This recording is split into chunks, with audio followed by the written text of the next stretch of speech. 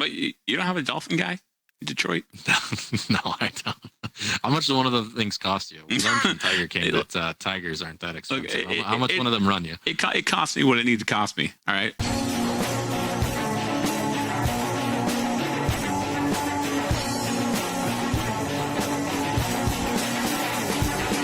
Welcome to Reactive Reload, a radio show you're always on time for. I'm just one of your hosts, Irish Cowboy, joined by your other host, Crossover. We are going to be reloading the gaming entertainment news for the last week or so and reacting to it. I know. We are back from that holiday horror show, ready to pump out more weekly good times and vibes. We've got a rundown of all the new Star Wars out from Disney+. We'll update you on Cyberpunk and which life path might just make you the best. And NVIDIA, I see you.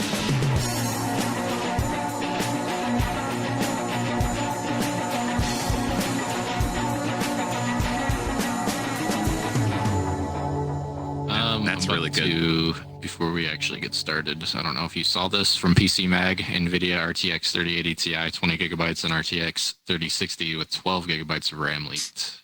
If I was a 3080 owner, I'd be so mad about that. Yeah. I am so glad. What's it currently have? It right now, it only has 10. Yeah. Okay. That's 2 more than what my 2080 has. But it does a whole lot more than that, though. We were asking for this when it came out. I remember specifically on one of our episodes, you were like, "Where's more RAM?" We were waiting for more RAM, and everybody was talking about how great it was. And everyone was like, "Oh, this blows those consoles out of the water." I'm like, I don't want to make myself sound like I'm not as mad as I am about this, but we were hearing 16 gigabytes out the box. And then 20 as it goes up. And I almost wonder if this is their new way to combat scammers. And scalpers. Maybe. I mean, they did cancel 1,000 pre-orders or orders for the cards, and that immediately denied a bunch of scalpers. That trick I was telling you about that people are doing on eBay. Well, now it's moved to box only, and people are getting like 44 bits. They're selling the PS5 boxes for $700 on eBay, and the bots are buying them up. Sold like actual proof that it's still going on and people are still doing this today. So I mean, I'd be happy selling my Series X box to do that. But one thing I wanted to bring up, I called it, by the way. We were talking about why were these graphics cards so affordable, as affordable as they are, because $400 would get you a 3070, which is a hell of a deal. It's basically like a 2080 or even like better than a 2080 Ti right now. And I said this, I was like, watch out of nowhere, all of a sudden a new Bitcoin mining craze is going to start up again. Well, sure enough, if you go get on Google, DuckDuckGo, whatever you use to search, you'll be able to find people are starting to buy up 73 or 75 RTX 3080s, and they are setting them all up in a room, basically making $125,000 a year off of mining Bitcoin or Litecoin or whatever it's called. Ethereum. Yeah. And so some shitcoin. Yeah, some shit coins. I knew it. I called it.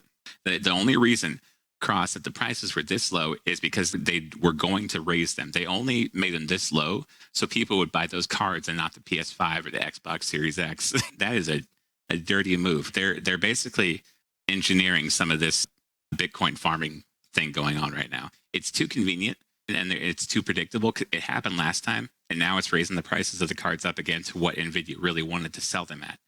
And not only are the cards crazy expensive on eBay and wherever else people go, now just buying them anywhere, even on Amazon, they're going to be more expensive out the box. And there's a lot more different versions of them now. NVIDIA got in trouble for something else a couple weeks ago. I can't remember what it was, but a bunch of YouTubers got mad at them and started making videos. And NVIDIA started apologizing. It was probably because of the capacitor issue that's still ongoing. And you really have to look at the capacitors, the chips underneath the graphics card to make sure that you got a good one, because you might not. But like you were talking about, they're now finally releasing the new 3080 Ti's. And at least there's leaks of it. Right. But we're probably going to see like super variants also, right? Like that's the next thing that'll come out after the Ti's, probably 3080 Super, something like that. Yeah, or the Super releases first. Yeah, they just stick with the Super. Yeah, skip the Ti. You know what I mean? Like it really, we don't know, and I wonder what they'll do with the 3090 too. Yeah, how many? Will they up the RAM on that as well? Will you go from like 24 to like maybe probably 36. At 3090 like is ridiculous. It's absolutely ridiculous. I see people running that in SLI. I'm like, how are there even pieces that make it fit? Like how are there any connectors? I'm almost afraid to run something that powerful. I feel like it's just going to destroy everything else that I have. You're definitely going to need a new power supply.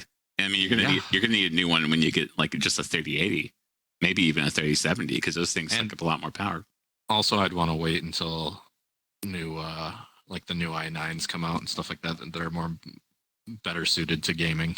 Before I pair it up with something that powerful. Yeah, well, so the i9 right now is still really good, right? It's really good. Yeah, but it's just having a lot of technical issues from what I've been reading. Oh, I don't have one, so I can't read off that, but it's been having some problems when it comes to gaming and resolution and stuff like that. Oh, well, the one I've got at the moment is amazing, and it's been working flawlessly. But I got it like right when it came out. Pre-ordered it. Literally, I bought a bundle. It didn't sit right with me, so I started thinking about it. The very next day, I told you I ditched the bundle. It was a cool Omen case, the cube and everything. It was what I always wanted. And I decided to build a custom PC. And that's the very next day is when the i9 9900K was announced, along with the new RTX 2080 cards. So like my setup at the time was just awesome. It was something that not a lot of people even had yet, like regular people who weren't YouTubers who do this for a living. It's really good. I'll be upgrading my setup too, but maybe later on in the year. I don't know. It just depends. Intel's new processor coming out. I think it's like 11th gen. I'm not sure. It could be out this year. It could be out next year. I don't know, but I'm waiting for that one because they're going to be messing around with some different combinations. They're going to have something that can just switch power output like dynamically, and that can lead to some complications, or it could make things better. Who knows? But Linus is always a good guy to follow. I know he's like one of the most popular guys on YouTube, but if you actually watch all of his videos, he'll give hints at what you really should be doing, and when companies mess up. So he's still pretty legit. I wouldn't consider him a shill like I would some other YouTubers. Well, it's really funny that if you ever have anything good to say about a company, you're a shill, and if you have anything bad to say about a company, you're a hater. You're right. Specifically in the Star Wars universe, but I think it can be applied very broadly. I just think that Star Wars is just the most derisive within our nerd culture. Yep. Without a doubt. Yeah, anytime. Even like you're starting to get it with Cyberpunk as well. If you say anything good about it, it's like, oh, you're just a shill. Like, because you can point to some good narrative things, but we'll get to that in a second. Right. Cyberpunk, I like the game. I think it's so far a really amazing story. Got to the heist part in the story, but right now it's the cool thing to diss on Cyberpunk. People were doing that like before it even came out. There's already like some paid influence going on to hate Cyberpunk before it even came out. Like people don't want it to be the game, but it really is an amazing game. Although I will say that I called it really well before the game released, because you and I were talking, and one of the things that worried us was how very nondescript they were being about the problems that they were facing. Yeah. And skeptical. One of the things that we didn't get to talk about because we went on hiatus for the holidays. Happy holidays for everybody listening back at this. Was the fact that they had a gag order on the game reviews. Yeah. So gamers weren't able to release footage of the game, which is another thing that points to it's going to have a lot of bugs. It's not going to be visually pleasing. Yeah. All of those things. And as it turns out, that's what it was. I didn't expect it to be this bad. I expected it to be a little bit, only in these specific scenarios, like looking at the TV from an angle, or you're squinting and you're turning your head to the side kind of deal.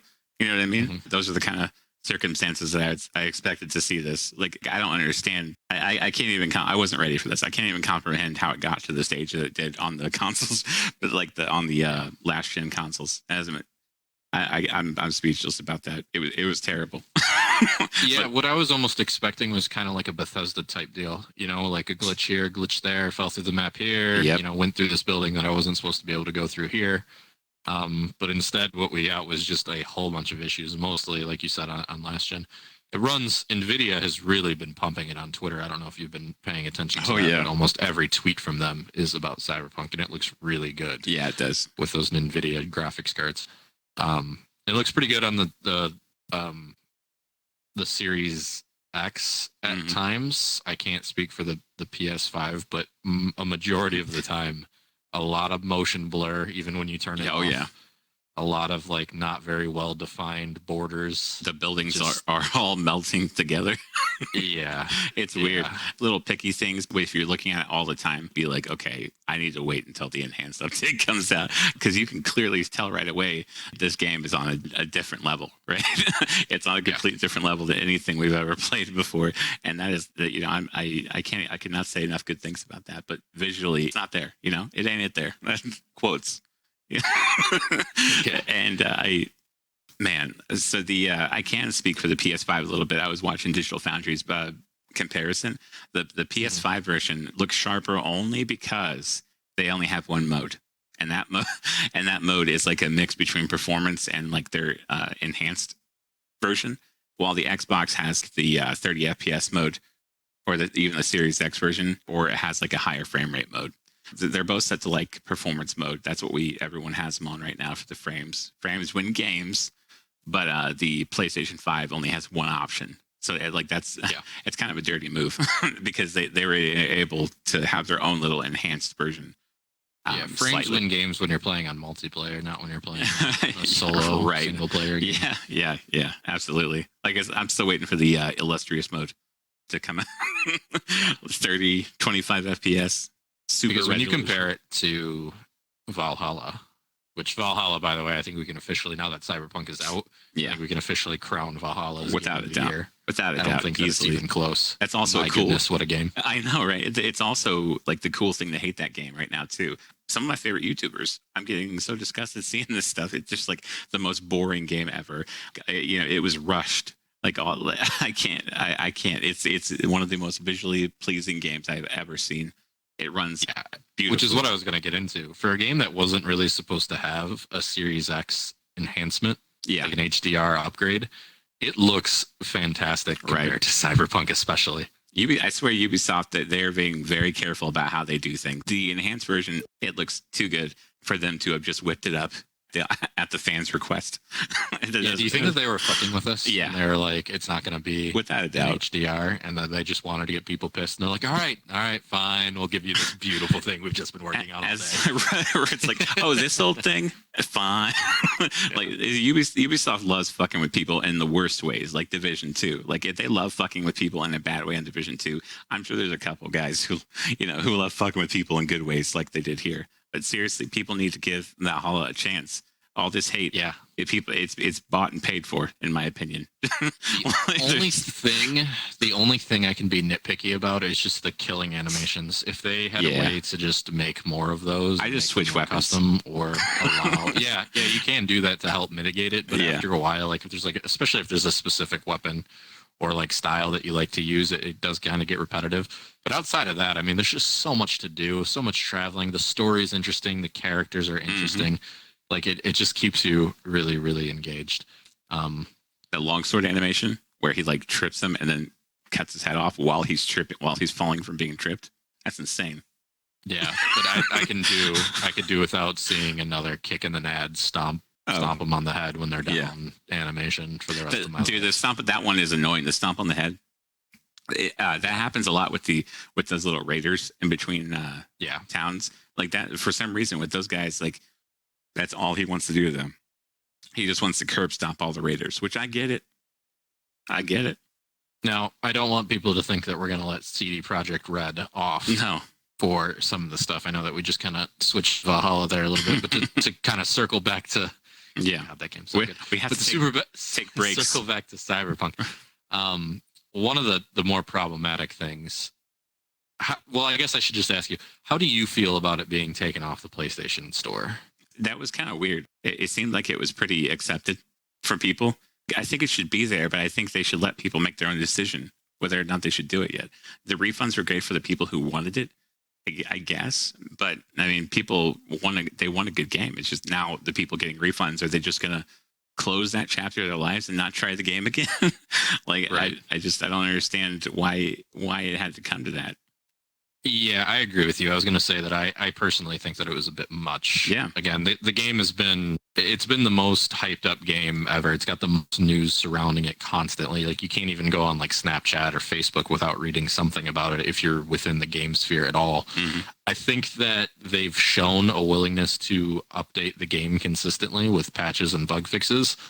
And I still think that it has a ton of potential. It honestly, they needed to push it back until 2021. They got peer pressure into releasing it, you know, in 2020 in December. When they were promising, I guess, April, and then they pushed it back. So people were getting impatient. They kind of did that to themselves, but you could have avoided all of this had you just pushed it back a little bit further, I feel, because some of the bug patches have been pretty good. It has helped a lot. I used to have a soft blocking issue after the heist mission where I couldn't get past a certain point and I had to change, so, which is fine because I ended up switching my backstory from Nomad to Carpo Rat, whatever, however you... the corporate rat guy. Oh, you went Corpo? My man. Yeah, I ended up... You texted me about it, and I was like, well, I can't get any further as a Nomad, so I might as well try Corpo. Did you see what I was talking about, though? Like when you... Yeah. But CD Projekt Red, they're getting sued, actually. Did you see this? Yeah, I'm sure they are. Yeah, no, they've got like one of them large lawsuits, Morgan. Yeah. About people claiming that they were lied to in false advertisement, which is something that's very, very hard to prove, especially on a game that was pretty tight-lipped. Yeah. They tried that with No Man's Sky. And it didn't work with No Man's Sky. It's almost impossible to prove when it comes to games that they lied to you because they're so tight-lipped purposely. Unless you are screenshotting ads or you're recording Twitch live broadcast reveals, it's going to be really hard to do that. Yeah, and even then, they can always say, "Well, that wasn't officially. That was just something that we were working on." You know what I mean? Like it becomes very difficult. I knew that Corpo was going to be good because right off the bat, I was like, "This is what people aren't going to, smash capitalism, right? This is what people what they think most people aren't going to choose." So they're going to give that the benefits because it's like, oh, everyone's going to go Street Kid, right? And I thought about that when I sat there for like 20, 30 minutes, man. I mean, I was like, you know what? I'm doing it. I'm going in dirty. let's do this. I can however the story leads, I can turn my life around. I can use what I learned working for Satan and put it to good use. Mine wasn't even really that hard of a choice. Like, oh, these people are freedom and they don't like to be governed. I'll take that one. Thank you. Nomad it is. Not even kidding. That I was really thinking about. Nomad was definitely going to be my second choice, but I was not going to go Street Kid because that is the experience you're probably going to hear the most about. I saw a couple of streamers going Corpo and rocking it, so I was like, all right, hell yeah, that's what I'm talking about. Someone's got some balls. There's instantly recognized benefits. I won't say what they are, but they're just like right away. You're just like, okay. You start off in a little bit of a better position of power. Without a doubt. We'll say. For those of you who haven't played it yet, I do suggest that you get it. Maybe wait for a sale. How about that? It'll come soon to boost the numbers back up. What is it? That Benz? That car? How about that car? That thing? Yeah. I think is nice. I do like how you can choose to, like, everything's very open-ended, all of the missions and everything. There's no defined way how to do them. That robot car scared the shit out of me. You know what I'm talking about? Like, yeah. Okay, good. It just appears, drives up to you. Yeah, I was not expecting that. I'm so excited to continue that storyline. They have got to fix it. Apparently, they did 2 different 15 gigabyte updates that I've observed anyway. Yeah. And the last one dealing with the minor graphical settings that you can use right now in the regular version, the ambient occlusion and lighting and motion blur and stuff. Of course, most people will turn motion blur off who know what they're doing. But the ambient occlusion apparently was making things blurry, but apparently it's safe to turn on now. Yeah, they've already released 7 updates. Yikes. They just released patch 1.07. So I don't know if that includes, maybe it could be 8 if they included their day 0 patch as 1.0, but at least 7. But I looked it up while you're away. So it's actually nice. 5 patches. So they counted the 1.02 as their day 0 patch. So We have 2, 3, 4, 5, 6, and 7. Oh. Nice. Yeah. So they've been busy over there at CD Projekt Red. Working on the weekends, I'm sure. They've been busy boys. So if you haven't been busy, though, you may have been able to catch up on The Mandalorian. I think we've given it enough time. If you haven't seen it yet, spoilers. You know how it goes.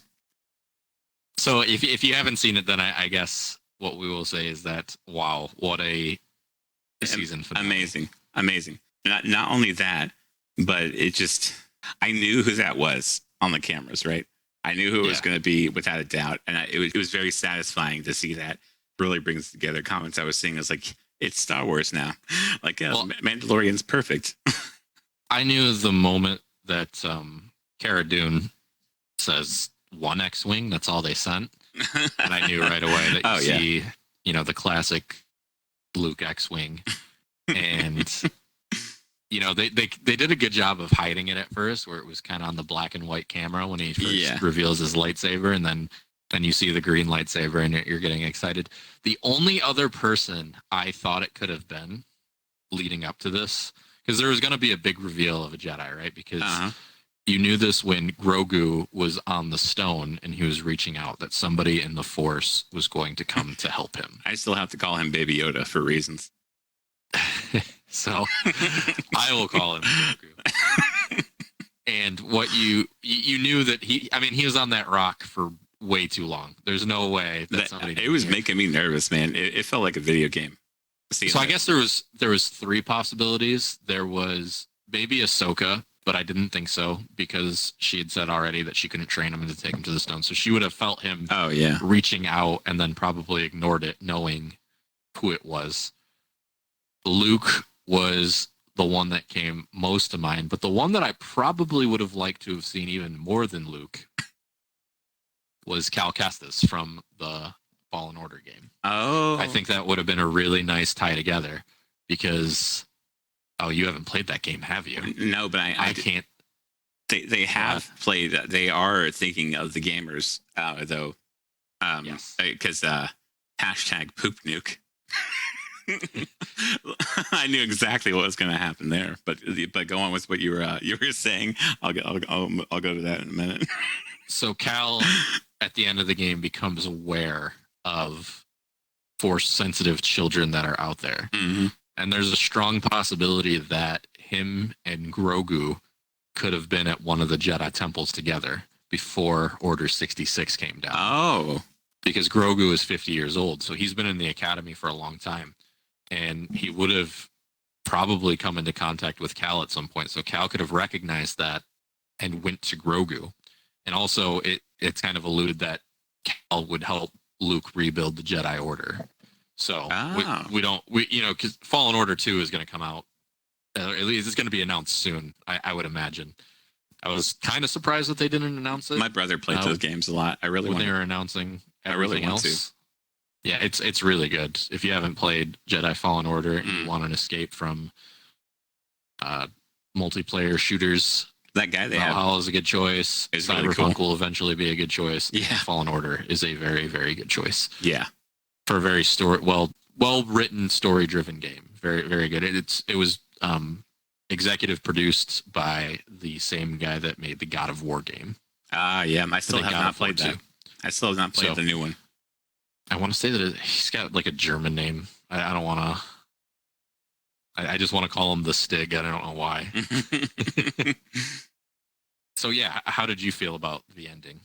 I guess it was the whole series in general. It was good. I really, really liked it. Like I told you, I had to catch up with you. There's a couple things I wanted to bring up.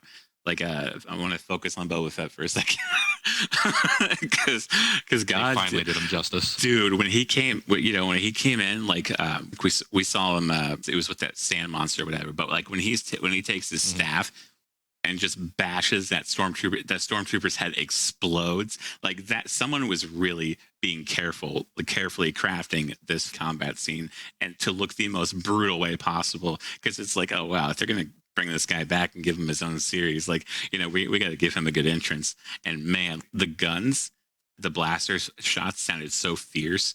Listening to it on sort of like surround sound, it sounded really, really good. But that melee hit where you just get to see the back of the stormtrooper's head, and you all of a sudden his helmet just explodes, literally explodes from just one hit of that staff. I was floored. For that moment, I was speechless, almost the tears crossed when I saw that. It's like the music was getting intense, and then all of a sudden there was this drop in the music right when that happened, and I'm like, oh, it took my breath away. I was like, holy shit, that is violent as fuck. Like, this guy isn't playing. He takes a stab and stabs the one guy, the stormtrooper. Like, oh my god. Like the sniper chick too. She was awesome, man. Like some of the moves. Oh man, getting all worked up talking about it. Cross.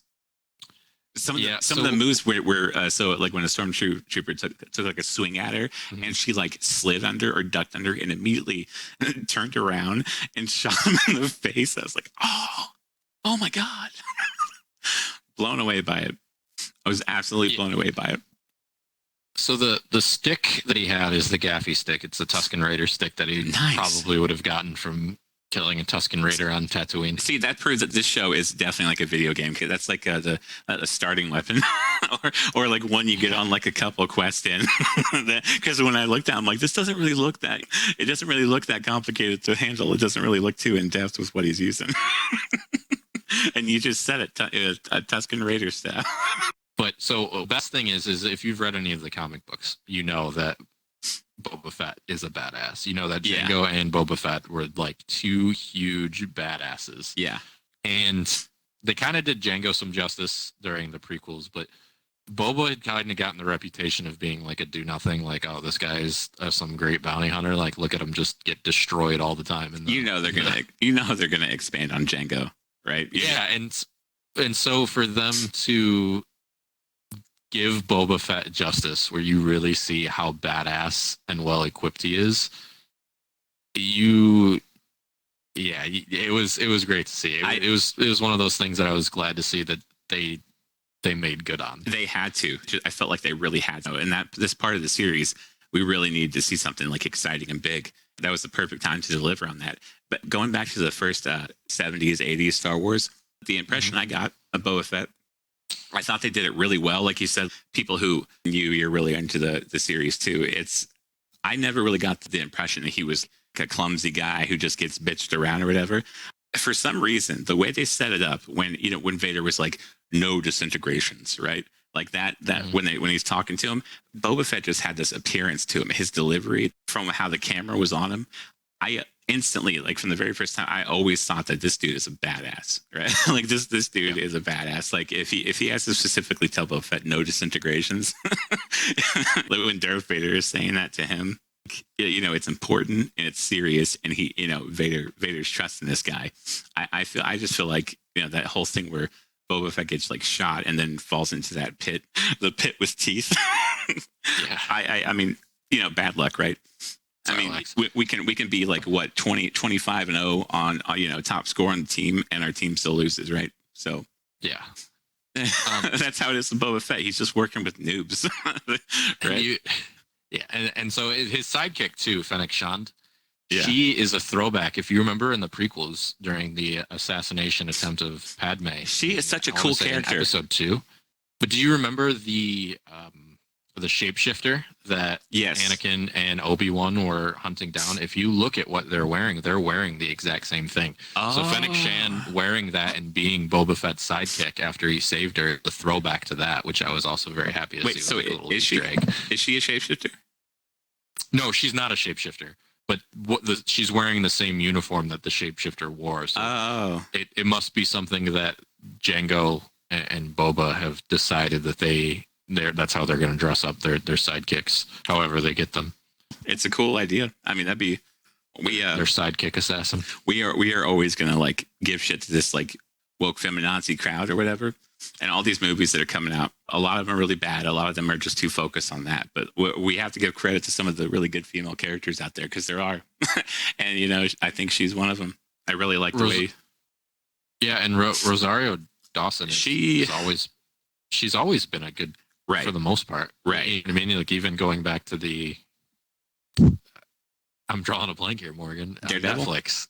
Daredevil. Oh, yeah. Like the whole. Well, I guess all the I can't think Defenders. Of Oh, it's all yeah, good. it's the Defenders. The whole Defenders series. Blanking out. Dark Avengers. The Defenders. And she doesn't like ad lib. She doesn't add lines in there like any kind of political woke lines. She always does her, even though in reality she is like super, political, all about Cesar Chavez, thinks he's a hero and stuff like that. That kind of gal. But her character, she doesn't take that with her into her roles. Like, you'll see a lot of characters, even Karen and Daredevil, throwing out, all those 1%ers jerking each other off line. That seems to me like, oh, this is my moment. I'm going to say something political on Netflix. No one's ever done that. No one's ever done that. I do think, too, that The Mandalorian undoubtedly proved something. Yeah. With its general reception, is that the Star Wars fan base, since the sequel trilogy has been released, has gotten a very, very bad rap for being like this very toxic group of people. They don't like Star Wars because they hate women, or they hate, insert minority here. And what The Mandalorian has proven is something that you and I have always said. And is if you have good storytelling, it doesn't matter who the characters are. Right. We just want them written well. And Absolutely. As long as you do that, people are able to put up with a lot of whatever your agenda is to some degree. I'm not even saying The Mandalorian has a lot of that, because it really doesn't. Right, it doesn't. It's a story that just happens to have strong female characters and strong minority characters. And they don't overdo it. They're well written, and they're well rounded. One of them is literally strong. Literally. She's really cool. Like those fight scenes with the two of those women in there, really awesome. Really well. And the craziest thing is that they did the whole thing without anybody telling any of them that they need to smile more. Right. Well, in Captain Marvel, they made a joke. When she comes down, it's like, "Oh, smile, honey." First of all, no one talks like that. But the thing is, that whole smile, right. But the thing is, you can tell that she was told throughout the movie not to smile. Right. She like that was the director's call. That was her call. But even after they made that joke, it was still a thing between them to say, we don't want you smiling because people are going to tell us to. I was told that I need to smile more, even in high school, even in middle school, just by random people, that, I should do that. Like, it's not just a female thing. And I don't know why it's all of a sudden that is like a talking point. It's not, boys versus girls. Like, I don't know why things have to be like that. My favorite show ever is Fringe. And the Olivia Dunham, she's the main character. A lot of the show is about her, but you don't find that out until like later on. But the thing is, there's so many good supporting characters. There's Joshua Jackson plays Peter Bishop, John Noble plays Walter Bishop, mad scientist guy. But these characters are so strong that they all complement each other. I was never even like thinking about, well, does a woman do this? Does a man do this? I mean, they were even going after the movie voice guy. He has a great voice, but what would it sound like if a woman was doing it? That's what first set me off on when I saw an article years ago on Yahoo News, was that right there. And ever since then, I've been seeing it all. And it is cringy. It distracts from telling a good story. And it puts us out of it. Now we all have to have these compulsive checklists. Netflix literally has people going around to all their productions, making sure that they have a guy at some point in time saying that it's okay to be a feminist. And almost like every single one of their original series. I'm not even kidding about that. It's startling. Even HBO does it now too. Yeah. So Disney also announced a whole bunch of shows. Yeah. That we will be getting. So we're getting Mandalorian season 3 for sure. Looks like that's been pushed back to 2022. So we're not going to get it in 2021. The reason why I think that is because of the Book of Boba. Mm-hmm. I feel like the Book of Boba is going to lead us right into the 3rd season of The Mandalorian, and so it just makes sense to do that one first, and then have The Mandalorian right after that. Ahsoka is getting her own show, which I think is really interesting. If you've seen the Clone Wars animated series, it's very good. Check it out. Was that Rosario Dawson? Yes, Rosario Dawson is Ahsoka. I've seen her character. The two badass and a lot of and other things. Or white lightsabers. Oh yeah, those were pretty sweet. Look clean too. Yeah. So where Ahsoka was created was by Dave Filoni in the Clone Wars animated series. He that was kind of the thing that tanked Lucas he put so much energy and money into the Clone Wars, and he just wasn't really getting the return that he wanted from Cartoon Network.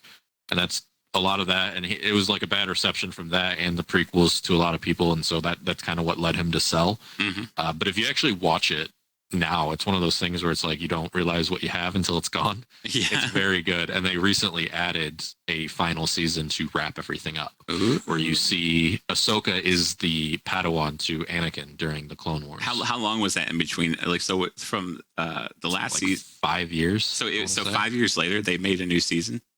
Yeah. Oh my goodness! To wrap everything up. And see, that's nice. He was at the helm. People don't do that anymore, you know. Yeah, well, I think they realized how good it was because it was doing really well on Disney Plus when it first launched. Speaking of strategies like that, what if? And I'm just gonna I'll just say something short. I'm not trying to take us off the rails here. What if all of a sudden people just started playing the first version of a game that came out, and all of a sudden, I know people do a lot, but what if the company just switched back to that and started adding new stuff to games and even movies that come out? Like I would like that. Like who says to the Old Republic? Come on.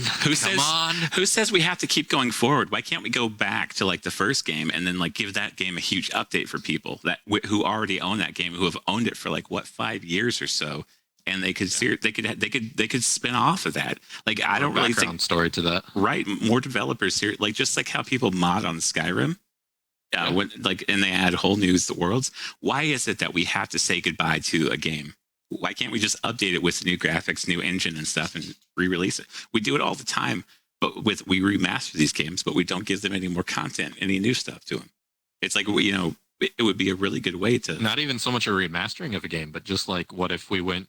I brought up Knights of the Old Republic, so I'll just stick with that. But it's Knights of the Old Republic, but then it gives you the story from Malik's perspective. That would be so fun. Like I think we're onto something, bro. I think we might see something like this. This is the perfect thing to do right now in a pandemic.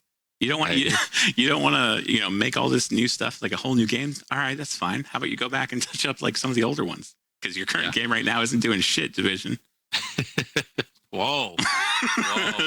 So, that took a turn. Okay, so now I see the real motive behind that. Okay. I didn't have that game in the back of my head the whole time. Not at all. Wouldn't be able to tell at all. Yeah, but I didn't mean to take us off the rails. But like when you said that, it just made me think of something I was thinking about the other day. Clicked. Yeah, I had to let that out. I haven't talked to anyone about that, but I think it should happen very soon. Be perfect. So we also are getting Rangers of the New Republic. So this is also taking place during the Mandalorian time period. Fun. And it looks like it's the same guys that helped Mando out in that ice cave. Revolved around like what they're doing, like as the Republic is reforming itself. How it is that they're setting peace in the galaxy. It looks like. The one that I am most excited for, it's a toss up between this one and the Book of Boba, is Obi-Wan. Oh, I am. I've been hearing troubling things about that, but no, they're fixing. But they're fixing it. I think it's going to be great. They're getting Hayden Christensen back. I mean, I think it's going to be good. But when people first started talking about it, it wasn't decided that it really looks like we're going to see a push to take the sequel trilogy out of the canon.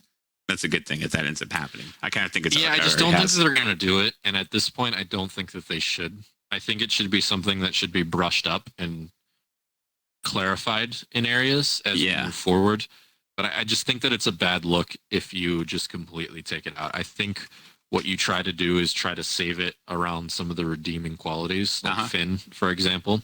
I think that if you give him more of a kind of the downtimes in the area that we don't see, if he's like leading battles against the First Order, stuff like that, you know what I mean, as like a real kind of captain, or like even what cleanup looks like after, and it's Finn, kind of scuffing out like the last of the First Order guys. Right. I think you could do something with that. I think you could do a lot with Kylo Ren in the background as he's going. I absolutely love Kylo Ren. I love that character. He's awesome. He's grown on me. He really has. I mean, they really kind of did not start him off on the right foot with that first movie. The first scene, though, the opening of Force Awakens, was amazing. I loved that scene where he froze the laser bolt. That was, dude, that opening scene. So they knew they had to get that opening scene right? This is Star Wars. We're back again after how many years, right? And that opening scene feels so good to watch, like surround sound, OLED, just like in the dark. You're just like, oh man, this feels great. And then after a little bit, you start seeing what's going on. But that first scene to me was so important. It made Kylo Ren like scary as fuck, right? It made him intimidating, and you saw like conflict with the stormtroopers, where most of the time we would just see bad aim, or like that's as far as a personality goes for a stormtrooper. But we actually saw like a stormtrooper struggling with this. A lot of them alarmingly had no problem opening fire on whatever they tell them to do. But Jesus. They've been brainwashed. Finn was able to break being brainwashed. Like it just didn't go all the way through, I guess. But yeah, there's a lot of potential. I liked the style of lightsaber that Kylo Ren has. If they would have just knocked off those stupid guards, because those were pointless. They should have just knocked those off. But like the way that it lit up, like it was kind of like streaky, like the light. I really like that. I think what they should have just done is giving him double lightsabers. Oh yeah, that were both like that, and not a double-sided one like Darth Maul, but just two lightsabers that he carries. I think that would have been really cool. It would have been kind of a throwback to Revan, since he kind of wears like a similar mask and style to Revan. Even though I guess technically Revan's mask was a Mandalorian mask, but that's neither here nor there. Andor is another series. I'm not going to put too much time into that. It looks like it's just one of the agents from Rogue One. So we'll see. We don't know much about that. Cassian Andor will be okay. Lando's getting his own show. I think Donald Glover is coming back for that to reprise his role as Lando. The Acolyte. This one is interesting. So this is based on the High Republic, which I'm very iffy about, because what makes Star Wars interesting is conflict, and if you just have a whole bunch of Jedi, I don't see where like all the conflict comes from. But the Acolyte might be the revival of the Sith during that time period, which we might get to see Yoda in his prime, stuff like that. So that'll be interesting to see. That would be really cool. My mic had cut out there for a moment when you were talking. I think the High Republic era is before the events of the First Order. Here's something. Okay, so Jeremy from the Cord Ring. Grants on him. He just hit over 1 million subscribers. I didn't know who was going to get it, Rich Review Tech or Jeremy, but Jeremy had like a 40K, 60K boost, big time. He made a video today. I bring him up because Disney admits Kathleen Kennedy failure. The Mandalorian erases sequel trilogy in Galaxy's Edge. That's what the title of his video is. I don't know if you want to watch it or not, but there's the article he is referencing is from Salon. So, but Jeremy's very reputable. He fights the woke crowd all the time. He went after Captain Marvel big time. Have major respect for him, especially when he was getting shit for it, and he was still getting over 1 million subscribers. So just to confirm, Yoda will be in the High Republic. So it takes place 300 BBY and 82 BBY, which 0 is basically Anakin Skywalker. Oh. So this is roughly 300 years before Anakin Skywalker. So Yoda will be right in his prime, since he lives to, I want to say he lives to be like 770 or something like that. What's Galaxy's Edge? Galaxy's Edge? Mm-hmm. I'm not sure. What are you talking about? That's so it says The Mandalorian erases sequel trilogy in Galaxy's Edge. I don't know what they mean by that. I don't know what they mean by that either. Very weird. I will say though that that's the theme park in Disneyland dedicated to Star Wars. Oh, interesting. So it's gonna replace the Mandalorian stuff. Is gonna replace the sequel trilogy stuff. That's all. See now we're getting an idea of that is okay. So I heard about this a while ago, actually. Then, if that's the case, they were talking about doing this a year or two ago, and which kind of surprises me that people are bringing it back up again.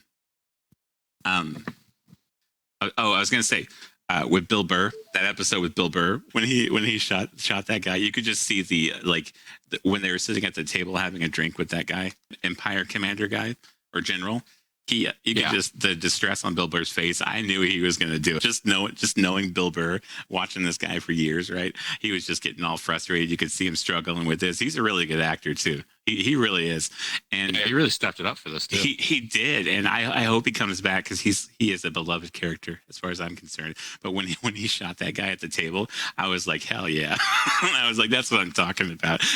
Nothing mattered at that time in the room. It didn't matter how surrounded they were in that building. And Mando had respect for him too, which was really cool. But seeing him do that, it just the odds were so stacked up against him in that scene. Miggs Mayfeld is the name of Bill Burr's character. Oh, Miggs Mayfeld. I like that name. They were literally surrounded, and he still did that. Like, that was great. Yeah, but you could tell, like, obviously there was a lot of a conflict there. Without a doubt. Like, deeply. He had a deep hatred of the things that he had to see in war. And he gives his character such, like, a lot of depth that you don't usually see. He's like, fuck, I'm going to shoot this guy. Kind of give Mando a look like, I'm going to get ready. Oh, man, that was great. Like, I was just going to say, there was also, you could clearly see when they were driving the car at what point in time he walked out on filming. Yeah. That you could see that no one was moving in that suit, right? You could see that too? Okay. I was hoping because I thought it was pretty obvious. I mean, he has confirmed himself that he will be back for season 3. So yeah, well, I mean, he would be doing a horrible thing to not do that and come back.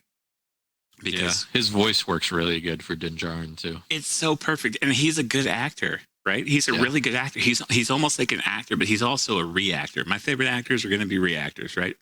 That whole they're really good at that. But Pedro Pascal, regardless to his political views, the guy's a cool dude. I love him in Narcos. He was absolutely awesome. And Game of Thrones. Yeah. I was sad to see what happened to him. He's notorious for getting killed in his movies. But anyway, so just to wrap up, the last 3 are The Bad Batch, which is an animated series that takes place just after the Clone Wars. Very interested to see this. It's one of my interesting title. Favorite. Yeah, I mean, think of it as like kind of a rogue Suicide Squad type deal, but with stormtroopers. Essentially, think of it kind of that way. Like they're all very badass. We'll see really what that entails. Marvel needs to do that. They might have like a midichlorian count, and so like they don't necessarily use the Force, but that's kind of why the Force looks favorably on them, stuff like that. So we'll see. Star Wars Visions is anime. It looks like they're going to be one-off stories. I'm very excited for this. I bet this you is one are. Of the things that I am the most excited. Not even because it's anime. Like that aside, I think that it's going to be really cool to have like these little, however long episodes that complete themselves within that time throughout the history of Star Wars. You're my weeb translator, remember? Yeah. Okay. All right. But I just think that it'll be really cool to get a lot of stories that have never been told in the Star Wars universe at random times. Like they're going to be tied into like a big event that fans will be able to know, that they'll know what that is, but you'll get to see the other side of it. You know what I mean? So that'll be very interesting. And then a droid story, which seems to be about R2-D2 and C-3PO, but they didn't really say that much, but I guess we'll see. We'll see what that is. It might be animated too. I think it's animated. Either way, that's everything that Star Wars is doing. And I'm going to check it out. I got to brush up on the older stuff too. I hardly, I just got this OLED here, and I'm hardly using it. It's nice. Watch some Clone Wars on that bad boy. Yes, absolutely, dude. I don't know if I can go back or not. Speaking of which, for those afraid of burn-in, OLED has now announced that they have a new cooling strategy for OLED. They have a new cooling system going on in the new 2021 OLED TVs. They're also rolling out with micro LED cross. And remember when I was telling you about QNED? This is something they're OLED QNED Flanders. That was going to be Samsung's slogan, QNED, or their title of technology. LG has now adopted it, and they're also calling it QNED. So a lot of people are going to be moving into this little hybrid OLED QLED world with micro LED quantum dots, which is going to be insane. Samsung is going to be releasing new QLEDs micro LED, but they're not going to be actual micro LED just yet, and it's going to be super expensive without a doubt. But that does mean that regular OLED prices will be going down. I will say though, if anyone wants to upgrade their TVs this year, 2021. Wait till after March, so you can hear from Samsung's lineup. At CES, you're going to see all the new TVs coming out. You may even see Samsung there. Who knows? They tend to push back their reveals from CES to March. But as always, some of the best times to buy TVs are a couple of weeks before Black Friday, when the online websites, especially during a pandemic now, all the online sites are going to be doing all of their deals. Almost the worst time to buy something is on Black Friday now. You want to do it a couple of weeks before, because those deals are going to be coming up like well after October. Especially because they're doing Black Friday deals the whole month anyway. It wasn't even just reserved to Black Friday. Black Friday was the entire month of November. Right. And, that's a cool thing too, because people don't want to miss out. It just depends on, when people get paid, how, when they're getting their stimulus payments now, like the first stimulus payment cross, most people bought new TVs. the information's out. Everyone, they're on to it. Suckers should have invested in the Bitcoin. That's right. Like, anytime you're asked to like spend a bunch of money, like if you're ever asked to spend a bunch of money in like 5 minutes and you get to keep everything you bought, always buy Bitcoin. Here's a little tip for the kids at home. So and this will be kind of the only thing that we say about this. Maybe we'll save stuff like this for a different podcast. Maybe. Wink, wink. Maybe. If the government decides that it's going to print a literal butt fuckload of cash, that cash is going to be worth a lot less. So you have two options. Don't save it. Don't put it in your bank account, because you're not going to make the interest back. You're just going to lose value. That dollar is worth more today, right now, than it is tomorrow. It's just the nature of the beast through inflation. So if you're going to go low, at least buy gift cards or something. You either buy TVs now, or you invest it into something else. Preferably something that is a direct competitor with the dollar. Bitcoin, for example, would be one of those direct competitors. That's right. Because the dollar will sink and Bitcoin and other currencies will go up. Gold's not a bad option either, but just please, for the love of God, don't say, oh, I'm going to save this and put it into my bank account, because that is literally the worst thing that you can do. Either spend it or invest it. How long of it? Like, people have savings is always a good thing, but if you aren't someone who's like wanting to save up for something and then use it later, like years later, I just don't know what the point is of holding on to it. If like you're interested in like modern things, at least getting like either a new TV, a new PC every few years, upgrading that. PC is always going to be a good investment. But and if you're saving for retirement, don't save it in a bank account, man. Invest it. Yeah. Oh, even a lot of the old timers knew that. My grandparents, when don't buy dollar bonds. You'll be using them as toilet paper before too much longer. They man, there's just way too much to say about that. Yeah, different podcast. In the future. So, Morgan, how was your? I guess we'll wrap up here on a very good and happy note. What'd you get for Christmas? How was your Christmas? Oh man, all that stuff. What'd you do, man? I'm always the worst person to buy things for, because I usually end up just getting what I want at the time. It's like if I want something, I'm gonna find a way to get it, because I'm gonna freaking use it. But Christmas was actually really awesome. I got to go back to my mom's place, got to see my grandma. But it was fun. It was actually a good Christmas night. I'm really bummed that this is random. I'm really bummed that I missed the 700-year alignment or the Christmas star thing. I was really looking forward to that, but it was cloudy here in Indy, so we couldn't see it. And it's apparently there's some people can still get a good view of it, but it's just been rainy and cloudy here, and it was just not fair. I was really wanting to see that, but it's okay. As far as Christmas goes, it was fun. And so, Thanksgiving was great too, even though we couldn't get over there for what was going on. Not because everyone told us we could, don't go into your family's house. Everyone, if you're going to Thanksgiving, wear a mask inside. Like, no, nothing like that. It's just we really couldn't get there at the time. Liv was taking a nap and stuff. But they still, my mom and grandma, and they still made food for everybody. And some came by there and picked it up, and it was still great. In the future, and this is something that they are working on. There's going to be like tall standing mirrors, that you would usually see when you go to try on something at a store. Well, there's going to be things like that, panels like that in houses in the next 10 years. And it's basically going to be like walking up to it, and that's going to be like your phone call now. So it's going to be a really interesting thing that no one thinks about now, but it will be a thing in everyone's homes eventually. Almost, I mean, just like you could do a video call with your smartphone, but just think of your smartphone as tall as like a standing mirror. Which I think this is a really cool thing, as long as you can control when it's looking at you and when it's not. It's just a kind of a fun way to be able to stand around in your house and talk to someone who's standing around their house. Augmented reality VR. I could always talk more about that, but that'll be a thing too. But how was your Christmas, your Xmas, or your Blackmas? We've got a lot of gifts. I guess I can officially announce this now. I'm going to have a child due in April. So I have been announced on to Facebook keep that a secret for so long. It's officially been announced on Facebook, so I can say it now. So we got a lot of baby stuff. But the wonderful and beautiful Chelsea did get me a brand new gaming chair, which is nice because my fat ass broke my other one. I leaned back too far and broke the on it. I've got a Marvel one. It was really old. So I have a GTR racing chair. So it is quite comfortable. It's quite nice. It goes back quite far. How are the armrests? The pads. Armrests are great. They're adjustable, which is nice. So I can rotate them out, in, or straight, and I can adjust the size. Hold on.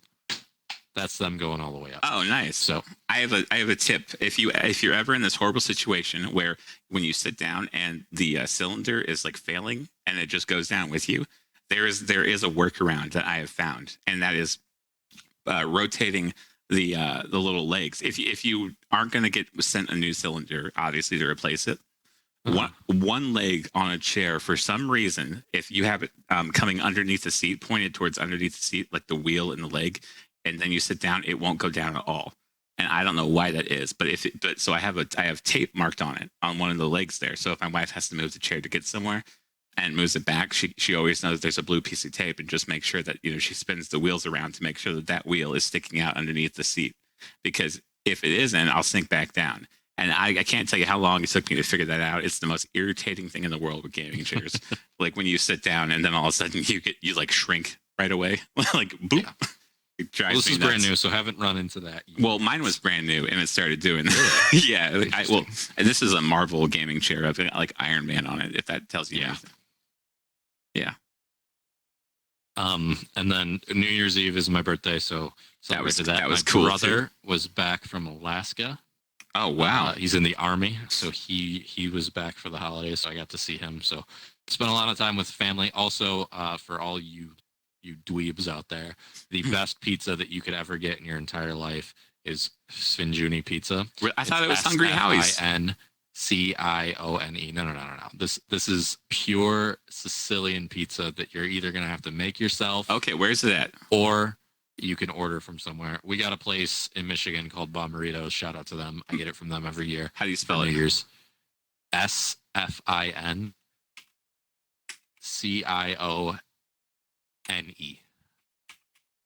I guess Sfinjuni, low Sfinjuni, same thing, right?